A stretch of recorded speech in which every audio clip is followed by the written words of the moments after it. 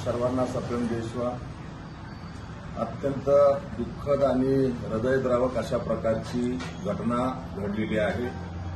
शिवा संघटनेच्या ठाणे जिल्ह्याच्या महिला आघाडीच्या जिल्हाध्यक्षा सौ वैशालीताई सुनीलप्पा लाटे यांचं आज पहाटे 5:30 वाजता ठाणे येथील हॉस्पिटलमध्ये अत्यंत दुःखद अशा प्रकारचं निधन झालं।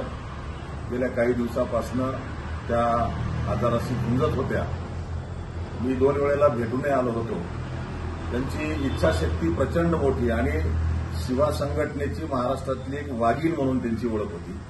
अशा आमच्या सौभाग्यवती वैशालीताई सुनीलप्पा लाटे या आज पहाटे शिवायक्य झालेल्या आहेत। मी त्यांना माझ्या वतीनं, माझ्या कुटुंबाच्या वतीनं, शिवा संघटनेच्या राष्ट्रीय शाखेच्या वतीनं, सर्व शिवा परिवाराच्या वतीनं त्यांना भावपूर्ण आदरांजली वाहतो आणि लाटे कुटुंबास या दुःखाच्या डोंगरातून सावरण्याची भगवान शिवानी शक्ती द्यावी अशी ईश्वरचरणी प्रार्थना करतो आणि आपल्या माध्यमातून तमाम ठाणे जिल्ह्यातील शिवा मावळ्यांना विनंती करतो की आज 5 वाजता ठाणे येथे त्यांचा अंत्यविधी संस्कार संपन्न होतो आहे।